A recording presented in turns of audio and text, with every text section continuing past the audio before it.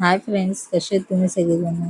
तर चला आज बनवूया उपवासासाठी एक मस्तपैकी रेसिपी. पहिल्यांदा बनवली तरी सुद्धा तुम्ही मस्त होईल. तर इथं मी 2 वाटी साबुदाणा या वाटीने घेतला होता आणि तो मी 4-5 तास भिजवून ठेवला आहे.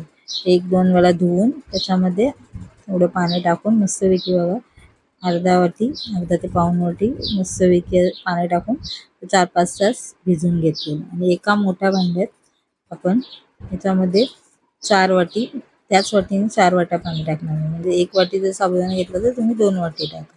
इथे मी 2 वाटी साबुदाणा घेतला म्हणून 4 वाटी पाणी टाकलं. का मी इथे मोठा भांडा घेतले का, कारण त्याच्यात आपल्याला परत साबुदाणा टाकायचा आहे म्हणून थोडा तो फुलायला जागा देण्यासाठी मोठा भांडा घेतला. इथे मी मीठ चवीनुसार टाकलेलं आहे. ही तुम्ही पहिल्यांदा केलं उपवासासाठी तरी मस्तपैकी होऊन जाईल. तर इथे उकळी काढलेली बघा. इथे बॉईल झालेलं आहे मस्त पाणी आपलं. त्याच्यामध्ये फक्त मीठ टाकलं आणि इथे गॅस बंद करून याच्यामधला सगळा जो आपण भिजवलेला साबुदाणा आहे तो याच्यामध्ये टाकून घ्या तुम्ही. का सर्व साबुदाणा याच्यामध्ये मस्तपैकी टाकून घ्या आणि असा फक्त पसरवून घ्या. जसं त्याला हलवू बिलवून काही ठेवायचं नाही. आणि आपण झाकण ठेवून हे रात्रभर किंवा 10 ते 12 तास असंच ठेवून द्यायचं. बघा 10 ते 12 तासात बघा किती मस्तपैकी आपला साबुदाणा शिजलेला आहे. हे बघा हातावर घेतल्यावर किती मस्तपैकी तो मॅश होते. मस्तपैकी आपला साबुदाणा रेडी झाला. त्याला आपलं शिजवायचं नाही, काही नाही करायचं. त्याची पुरण चाळणीची जी चाळणी असते त्या चाळणीतून आपण या साबुदाणा चाळून घेणार आहे. पीठ बनवून घेणार बघा. म्हणजे आम्ही हा साबुदाणा टाकला आणि फक्त चमच्याने मॅश केलं. तुम्ही कोणती तरी वाटी किंवा एखाद्या घरातल्या ग्लासने वगैरे असं मस्तपैकी त्याला मॅश करून करू शकता. हा साबुदाणा एकदम शिजलेला आहे त्याच्यामुळे तो मॅश व्हायला पण जास्त वेळ लागत नाही. हे बघा अशा प्रकारे याचं पीठ तयार होतं.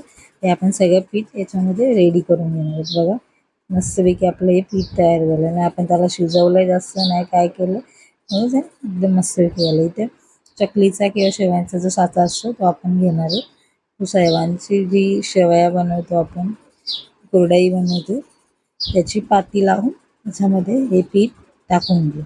थोडंसं पाहिजे तर आतमधून तेल लावलं तरी चालेल.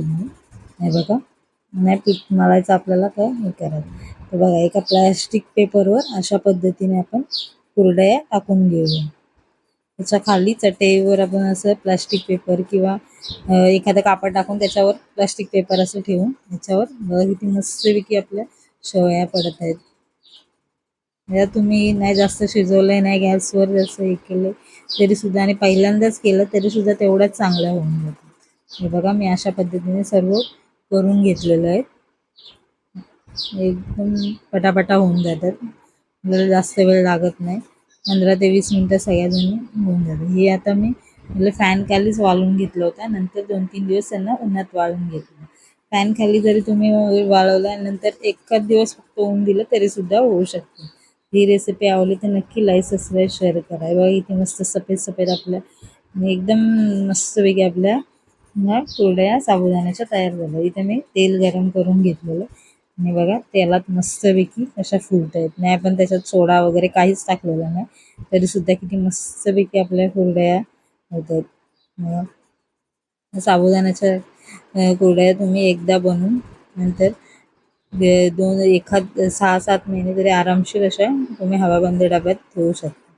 नंतर जेव्हा पाहिजे तेव्हा तुम्ही तळून त्या खाऊ शकता. बघ किती मस्तपैकी आपल्याला झालं, किती क्रिस्पी आणि किती मस्तपैकी झालेलं आहे. आणि जास्त पण वेळ लागत नाही, जास्त शिजवायला लागत नाही, काहीच नाही. Thank you for watching video.